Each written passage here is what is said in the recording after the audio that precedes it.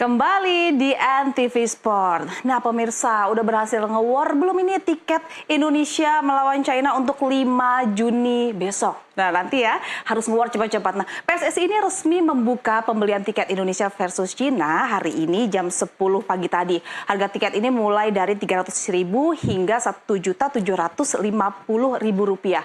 Nah kira-kira sudah pada berhasil belum pemirsa ini nge-war tiket? Nah, kita akan membahasnya dengan Bro Marco. Ya kita akan membahas tentang war tiket Timnas Indonesia. Ya. Nah, bentar. Tapi sebelum membahas, mau nanya dulu, berhasil kan nih warnya? Udah dapat belum? Dia. Jadi, saya barusan aja ya, sebelum kita live hari ini, saya coba untuk war tiket. Dan itu udah tiket unavailable, artinya sudah tidak tersedia. Nah, artinya sold out? Nah, saya tadi berpikir bahwa apakah memang karena permintaan yang cukup banyak atau demand yang cukup banyak jadi servernya agak mungkin down atau seperti apa, atau memang karena sold out. Tapi akhirnya saya sudah konfirmasi melihat di akun Instagramnya Timnas Indonesia, dan ternyata kita lihat bahwa ini bisa kita lihat di sini ini sold tulisannya out. Sold out. Sudah sold out. Ini artinya pantas tadi Bro Marco kayaknya sibuk ya nyoba ya. Betul. Selain itu sebenarnya saya juga sibuk balas-balasin komentarnya fans Milan karena dari malam kalah sama Bolonya 1-0 di Coppa Italia. Kebetulan saya Bologna. Teman-teman harus kita tenangkan dulu. Jadi 2 kali sibuk nih ya. 2 kali sibuk, 1 war ticket dan 1 dari karena kemenangan Bolonya. Nah, sekarang kita akan bahas. Iya, ini kita war ticket ini sold out. Jadi jam 10 dibuka oleh PSSI untuk war ticket. Dan sekarang ya sekitar kurang dari jam 10 malam, kurang dari 12 jam sudah sold out. Artinya animo penonton memang cukup sangat luar biasa. Mungkin kita bisa lihat di slide berikutnya. Kita akan membahasnya. Ya, ini dia. Nah, ini dia. Jadi, kalau kita lihat Gati dan pemirsa Sontar TV, kita lihat di sini sebenarnya tidak ada yang berubah ya untuk klasifikasi atau kategori dari tiket yang dijual oleh PSSI untuk pertandingan ini. Kita berbicara pertandingan melawan Cina pada tanggal 5 Juni nanti. Nah, kita lihat di sini masih ada tiket termahal itu ada di angka 1.750.000. Dan ada juga di yang kedua itu yang paling mahal di VIP, di yang kuning kita lihat. Ini kita bisa coret-coret sedikit, Gati. Nah, ini dia. Untuk yang tiket termahal ini di area sini ya, kuning. Ini dia masih termahal. Dan juga di sini ya, Bro Marco ya. Betul. Ini ada yang kedua, ada di 1.250.000. Untuk di area biru. Di area biru. Di sini ya. Betul. Nah, ini di area belakang gawang ini 600.000 area ungu, Tribun Utara dan Selatan. Lalu yang paling murah dia ada di angka 300.000, itu ada 300.000 di yang abu-abu sini ya. Betul. Artinya dari jam 10 pagi tadi sampai jam 10 malam ini sudah habis untuk seluruh area ya? Betul. Jadi seluruh kategori ini sudah terjual habis. Dan kita tahu bahwa memang selama ini animo penonton dalam pertandingan Timnas Indonesia itu cukup luar biasa gitu loh. Kita ini memiliki aset penonton yang cukup banyak, supporter yang cukup fanatik. Setiap Timnas bermain, penonton itu selalu datang berduyun-duyun untuk menyaksikan Timnas bermain, apalagi ketika bermain di GBK. Kalau kita bisa lihat. Dan kita lihat kapasitas stadion GBK ini 78.000 kursi. Dan kalau kita lihat pada pertandingan-pertandingan sebelumnya di fase kualifikasi Piala Dunia zona Asia. Dari 4 laga terakhir ya? Dari 4 laga terakhir kita lihat hampir selalu penuh. 3/4 kursi selalu terisi penuh. Kecuali kemarin mungkin lawan Arab Saudi, ini agak menurun di 55.000. Tapi kalau kita lihat di sini adalah angkanya cukup besar gitu. Dalam artian animo dari masyarakat Indonesia ini sangat tinggi cukup tinggi ketika Timnas bermain. Dan itu tentu kita harapkan nanti juga akan semakin berlipat ganda ketika tanggal 5 Juni nanti. 5 Juni, karena itu merupakan laga kandang terakhir, bisa berpotensi sebagai laga kandang terakhir Indonesia di kualifikasi Piala Dunia ronde ketiga ini. Karena selanjutnya kan melawan Jepang ya. Artinya seharusnya tiket sebanyak ini akan habis. Semua kapasitas stadion terisi penuh. 78.000 untuk kapasitas stadion itu terisi penuh. Namun kita tahu bahwa ini nggak bisa terisi penuh nih, Gati, karena ada sanksi dari FIFA. Tadi kita tahu bahwa ada sanksi yang dijatuhkan oleh FIFA kepada PSSI dan Timnas Indonesia, di mana ada pengurangan jumlah penonton dan juga sanksi denda. Mungkin kita bisa lihat di slide berikutnya. Kalau misalnya masih di slide ini, di area mana ini ada pengurangan? Yang diberikan dari sanksi itu ada 15% pengurangan itu di Tribun Utara dan Tribun Selatan. Artinya apa? Di belakang gawang utara itu biasanya ditempati oleh La Grande, sementara di selatan itu adalah Ultras Garuda. Berarti ada di sektor ini dan juga di belakang gawang satunya. Itu 15% dari jumlah seat yang ada di Tribun Utara dan Selatan di belakang gawang. Jadi tidak 15%-nya tidak dari keseluruhan 78.000 ya? Tidak, dari sini, dari dua ini. dari 2 tribun, kapasitas tribun yang ada di selatan dan utara. Oke, besar tidak sih Bung Marco pengaruhnya ini? Nah, sebenarnya kalau dari angka ya, kalau dari angka sebenarnya enggak terlalu signifikan ya, karena memang ini bukan dari total keseluruhan. Hanya saja ini menjadi catatan cukup penting bagi kita. Ini alarm bagi para pendukung timnas Indonesia bahwa kita harus hati-hati dalam mendukung atau bersuara bersuara lantang dalam mendukung timnas Indonesia karena ada aturannya. Oke. Nah, tadi kan membahas mengenai 15% sanksinya. Sebenarnya apa sih sanksinya dan konsekuensinya itu apa untuk timnas Indonesia? Oke, kita akan lanjut ke slide berikutnya membahas mengenai apa itu sanksi yang dijatuhkan kepada timnas. Kenal Bapak ini? Nah, ini yang paling sibuk kayaknya ya. Paling sibuk Exco PSSI. Juru bicara PSSI Arya Sinulinga. Jadi yang pertama menyampaikan bahwa Indonesia dijatuhi sanksi oleh FIFA terkait dengan ujaran kebencian atau sikap supporter atau oknum supporter Indonesia saat melawan Bahrain. Ada sikap xenofobia di sana, merendahkan bangsa lain. Tidak dirinci lebih jauh terkait ucapan xenofobia ini, tapi akibatnya Indonesia mendapat hukuman yakni sanksi 400 juta, lalu ada pengurangan. Ada dua sanksi ya ini dikenakan ya. Ada 400 juta dan juga pengurangan penonton melawan Cina yakni 15%. Tadi di tribun utara dan selatan di belakang gawang yang kita bicarakan tadi. Nah, sebenarnya apa sih yang terjadi kemarin? Ya, FIFA melalui delegasinya, mungkin mereka memiliki delegasi yang datang ke pertandingan saat melawan Bahrain, mendengar ada ucapan-ucapan yang dianggap sebagai bentuk xenofobia ini. Di FIFA sendiri ini diskriminasi masuknya. Jadi kode disiplin FIFA 2023 itu salah satunya pasal 15 kita lihat di sini. Ini adalah mengatur tentang diskriminasi. Di sinilah xenofobia, rasisme, ujaran kebencian diatur di sini. Nah, ini untuk perorangan. Yang pertama ini perorangan dan kita ada di sini nih, kelompok. Jadi kalau kita lihat di sini bahwa association atau klub supporters yang melakukan kesalahan ini mendapatkan hukuman 200 Swiss franc. Nah, itu yang tadi yang ini denda 400 juta ini. Betul. Dan juga ada pembatasan jumlah penonton. Nah, jadi dia terkena pasal 15 ayat 2 poin A dan B. Poin A dan B, betul. Nah, kenapa poin B juga ikut di sini? Karena memang ada pilihan, Gati. Bahwa di sini poin B ini disebutkan bahwa ketika berkejadian berulang ini akan lebih berbahaya. Ini akan lebih berisiko gitu. Kalau kita lihat di sini ada beberapa risikonya. Salah satunya itu adalah laga tanpa penonton. Bisa aja laga tanpa penonton ataupun itu sanksi yang lebih berat lagi nih ya. Sanksi yang lebih berat. Bahkan bisa jadi dia didiskualifikasi dari kompetisi. Ada di poin B. Nah, terkait dengan sanksi FIFA yang dijatuhkan kepada PSSI, sebenarnya ada sedikit keringanan sebenarnya.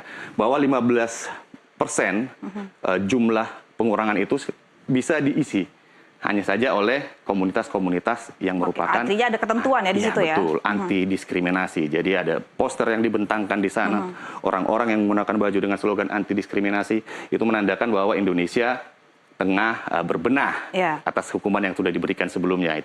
Itu diberikan keringanan oleh FIFA. Nah, artinya dua sanksi ini masih ada toleransi ya? Masih ada. Kalau dendanya mungkin udah final ya. Tapi yang ini sebenarnya masih bisa dimanfaatkan. Ini bisa dimanfaatkan dengan menempatkan orang-orang yang berkaitan dengan komunitas anti diskriminasi. Nah, kita tadi saya sempat ngobrol dengan teman-teman dari La Grande bahwa informasi ini disampaikan kepada supporter sebenarnya bahwa kan ada pengurangan sementara untuk yang penghuni atau 15% itu nantinya akan diisi apa belum, sampai saat ini belum ada keputusan dari PSSI seperti itu. Nah, apa yang dilakukan oleh PSSI karena ini sangat sayang ya, karena yang dilakukan oleh para supporter ini sebenarnya niatnya akan mendukung tetapi malah jadi bumerang begitu ya untuk timnas Indonesia. Apa yang dilakukan oleh PSSI? Jadi kalau kita tahu bahwa supporter timnas Indonesia itu adalah aset sebenarnya. Kalau saya mengibaratkan ini adalah menangani sebuah supporter itu adalah seperti memegang burung. Terlalu erat kita pegang, dia akan mati. Kalau terlalu renggang, dia akan cepat terbang. Artinya kalau terlalu kita kekang, kreativitasnya akan hilang. Tapi kalau kita beri kebebasan yang cukup luas, bisa jadi kebablasan seperti saat ini. Nah, artinya PSSI ini saat ini bagaimana memegang para supporter itu? Nah, di sini sebenarnya ada poin-poin yang memang sudah jelas disampaikan oleh FIFA bahwa ada fungsi edukasi di sini, di poin B-nya ada komunikasi. Jadi PSSI harus lebih sering mengedukasi para supporter yang terutama timnas Indonesia bahwa apa saja yang tidak boleh dilakukan di stadion terus selalu disosialisasikan, atau membina klub-klub atau membina supporter-supporter, kelompok-kelompok supporter untuk diberikan pencerahan mengenai apa sih sebenarnya yang masuk kategori diskriminasi, karena beda kultur mungkin beda pemahaman ya. Mungkin kita menganggap bahwa ini bukan diskriminasi, tapi ketika itu bersinggungan dengan orang luar mereka menganggap diskriminasi. Tapi yang pasti apa? FIFA sangat concern dengan yang namanya diskriminasi. Ya, Bro Marco, kalau Bro Marco melihat sekarang karakter dari supporter kita nih, supporter timnas Indonesia itu seperti apa? Apakah sudah dapat dibilang sudah nih dibina atau masih harus dibina lagi karena ini menjadi bumerang ke kita mendapatkan 2 sanksi ini? Benar. Kalau kita bicara supporter Indonesia, kebetulan berasal dari liputan di lapangan ya, saya cukup lama berinteraksi dengan para supporter di lapangan. Indonesia sebenarnya supporter yang cukup kreatif ya, apalagi timnas Indonesia. Timnas Indonesia itu supporter itu adalah aset sebenarnya buat kita, di mana mereka itu datang dengan kreativitas yang cukup baik. Kita lihat koreo yang ditampilkan oleh para pendukung La Grande itu cukup megah, dan juga mereka bernyanyi sepanjang pertandingan. Dan 2 tempat area ini antara utara dan selatan adalah biasanya ditempati oleh kelompok-kelompok garis keras, ultras. Mereka tuh menurutku fungsinya ya memang di situ gitu loh, memberi tekanan kepada tim lawan, menjatuhkan mental lawan, bernyanyi. Tapi ya yang pasti ya itu tadi harus dibarengi dengan yang namanya pemahaman tentang diskriminasi tadi, biar tidak merugikan timnas maupun PSSI. Artinya bisa dibilang bablas ini ya, supporter ini ya. Jadi sebenarnya kita aset lah supporter kita itu, karena pelatih-pelatih yang bermain di Indonesia itu cukup banyak yang memuji atmosfer pertandingan apalagi di GBK. Pelatih Bahrain juga kemarin saat pertandingan terakhir, walaupun dia memang kecewa dengan adanya sorakan-sorakan dari penonton, tapi dia secara umum mengatakan bahwa atmosfer pertandingan di GBK itu cukup baik. Jadi artinya apa? Kita ya harus pintar-pintar mengelola supporter yang ada di Indonesia. Ya. Nah, kalau bicara mengenai pelanggaran yang dilakukan oleh kita nih ya, apakah ini pelanggaran baru kali ini saja terjadi pada saat melawan Bahrain, atau sebelum-sebelumnya pernah ini kita mendapatkan sanksi juga? Atau pada saat pelanggaran dilakukan ada Bahrain ini ada imbas dari yang pada saat kita di Bahrain kita ada dicurangi? Jadi ya kalau saya nggak tahu sebenarnya, karena kita nggak tahu sebenarnya apa sih yang jadi pelanggarannya gitu, karena beberapa di media sosial itu banyak yang beredar katanya ada ucapan yang menyinggung, yang bernada ucapan kebencian, ada lagu yang diplesetin, kita nggak tahu. Tapi yang pasti apa? Yang pasti adalah itu spontanitas menurut saya. Karena apa? Karena kita merasa di Bahrain dicurangi oleh wasit dengan pertambahan waktu yang cukup. Gitu ya? Iya. Cuman masalahnya adalah melampiaskan itu yang menjadi permasalahan. Kita harus bisa menahan diri untuk tidak melontarkan kata-kata yang memang berbau tadi diskriminasi. Itu lagi ya? Diskriminasi, rasialisme, xenofobia itu yang merendahkan bangsa lain. Kita harus hindarin itu. Kita bisa bernyanyi lantang, kita bisa bernyanyi atau menyoraki para pemain lawan untuk menjatuhkan mental mereka. Tapi ya ini yang harus memang PSSI harus lebih sering mensosialisasikan ini. Gitu. Atau ada pelanggaran lain tidak selain yang sudah dilakukan? Jadi ini bukan hukuman pertama sebenarnya, Gati. Kalau kita tahu hukuman terberat yang dijatuhkan FIFA kepada Indonesia itu adalah ketika dualisme 2015 lalu. 2015? Iya, Indonesia di-ban atau dibekukan kepengurusannya. Tidak boleh ada pertandingan di Indonesia. Indonesia tidak bisa ikut dengan pentas internasional. Nah, untuk kasus di kualifikasi Piala Dunia 2026, setidaknya sebelum hukuman ini dijatuhkan, ada 3 setidaknya Indonesia pernah mengalami sanksi FIFA. Yakni pertama melawan Australia, lalu melawan Cina, di mana 2 ini kasusnya adalah terlambat masuk ke lapangan. Indonesia didenda saat itu. Lalu ada lagi saat melawan Bahrain, di mana kita tahu manajer timnas Indonesia Sumarji itu protes keras hingga mendapatkan kartu merah, dan itu juga mendapatkan denda dan hukuman dari FIFA. Tapi yang terkait dengan supporter untuk di fase kualifikasi Piala Dunia 2026, aku pikir ini yang pertama. Oke, nah ini ada pesan ini. Ini para supporter harus janji ya, nanti lawan Cina, no rasisme, no hate speech. Ada lagi tambahannya? Apalagi? Saya ingat sekali ada yang disampaikan oleh salah seorang pentolan supporter di Indonesia, bahwa kebencianmu terhadap tim lawan jangan sampai melewati kecintaanmu terhadap tim sendiri. Artinya kita boleh benci, tapi jangan sampai merugikan tim kita gitu loh. Ayo bernyanyi dengan lantang, bernyanyi dengan keras gitu loh. Tapi dengan yang benar ya. Tetap diperhatikan aja. Jangan sampai kebablasan gitu. Sayang 400 juta, pengurangan juga 15%. Oke, walau ini masih tanggal 5, masih mungkin beberapa minggu lagi, kita akan melihat. Ini mau ceki-cekinya Bro Marco dong sekarang nih ya. Seperti apa nih? Cekinya Bro Marco dari kita coret-coret lagi nih Gati ya. Dari klasemen posisi Indonesia di posisi 4. Iya, kita coret-coret nih. Jadi kita yang kita bicarakan tadi adalah muaranya ke Indonesia melawan Cina. Ya, Indonesia posisi 4 ya. Oke. Nah, ini di sini. Inilah muaranya semua. Kita berharap di sini kita memberikan dukungan, supporter Indonesia memberikan dukungan penuh. Karena ini akan menjadi laga terakhir Indonesia di kandang pada fase kualifikasi Piala Dunia 2026. Karena setelah ini, ronde keempat, apabila Indonesia lolos ke ronde keempat, maka pertandingan akan dilakukan desentralisasi. Bukan lagi home and away seperti di babak atau di ronde ketiga. Nah, kenapa ini penting? Karena saat ini Indonesia berada di posisi keempat dengan 9 poin. Apabila Indonesia menang dalam melawan Cina, berarti Indonesia meraih 12 poin. Oke, tambah 3 poin. Pada hari yang sama, Arab Saudi akan bermain melawan Bahrain. Ya. Nah, ketika mereka seri, maka Indonesia juga akan berada di posisi ketiga. Australia juga akan berhadapan dengan Jepang. Dan apabila Australia kalah, Indonesia bahkan masih berpeluang untuk bisa naik ke posisi kedua. Karena posisi pertama udah pasti Jepang. Dan lolos ke Piala Dunia 2026 secara otomatis. Tapi realistis saja, kita hanya membutuhkan di posisi 3 atau 4. Artinya apa? Artinya sampai kalau di sini aman lah Indonesia kita akan melaju ke, kalau kita ada di 2 ini, kita akan melaju ke ronde keempat. Kita masih putaran 4. Artinya masih ada peluang untuk bisa lolos ke babak utama. Nah, itu kenapa kita sangat membutuhkan semua all out di pertandingan Indonesia lawan Cina. Baik itu pemain, itu pengurus PSSI juga, ataupun supporter Indonesia. Itulah. Makanya 15% tadi itu, ya cukup nggak mengganggu banget, tapi paling nggak, ya kita untuk peringatan untuk supporter Indonesia. Nah, Bro Marco, kalau nanti Indonesia lawan Cina itu Indonesia menang dan Arab Saudi melawan Bahrain, Arab Saudi menang. Nah, tetap dipastikan Indonesia masih bisa masih berpeluang untuk berada di 3-4. Jadi kita realistisnya adalah mengamankan posisi di posisi 3 dan 4 ini. Oke, kita sudah pasti lolos atau tidak tuh? Kalau di 3-4 kita akan main di putaran keempat. Dengan catatan kita tentu saja tidak boleh terpleset lawan Cina, dan kalau bisa mengambil poin lawan Jepang ya lebih baik lagi gitu.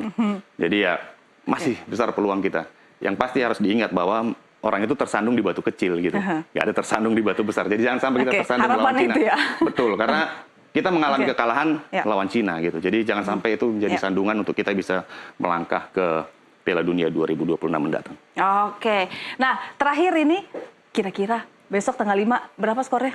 Kalau tanggal 5 aku pikir sebenarnya terlalu dini kita untuk menebak skor karena ceki-ceki aja kita. Ya, mungkin aku pikir untuk 2-0 mungkin masih cukup masuk akal bermain di GBK dengan depan pendukung sendiri dan juga bermain dan memiliki persiapan agak cukup lama ya. Maksudnya setelah liga berakhir ada pemusatan latihan juga, jadi persiapan mungkin akan lebih matang, jadi ya mungkin 2-0 sih masih bisa dapat lah. Oke, persiapan lebih matang, Timnas Indonesia bermain dengan baik, hasilnya maksimal ya. Kita kembali ingatkan kepada supporter Timnas tanggal 5 Juni nanti Indonesia melawan Cina, lagi-lagi kita ingatkan harus sportif dan juga bebas dari ujaran kebencian, ya jangan mengulangi lagi. Udah punya tiket kan, tadi udah nge-war, udah sold out tadi ya? Iya, udah sold out hari ini. Ya, jangan lelah mendukung Timnas, jangan ragu untuk memberi tekanan kepada lawan, tapi ingat, jangan kebablasan. Itu aja sih. Jangan kebablasan. Timnas bermain baik, supporter pun berkelakuan juga baik ya. Akhirnya keduanya ini maksimal saling mendukung. Baik, terima kasih Bro Marco. Kita berharap hasil nanti 5 Juni betul-betul Indonesia mampu meraih yang terbaik ya. Ya, meraih poin penuh lawan Cina. Ya, oke. Terima kasih Bro Marco. Ya, tetap bersama kami di MTV Sport.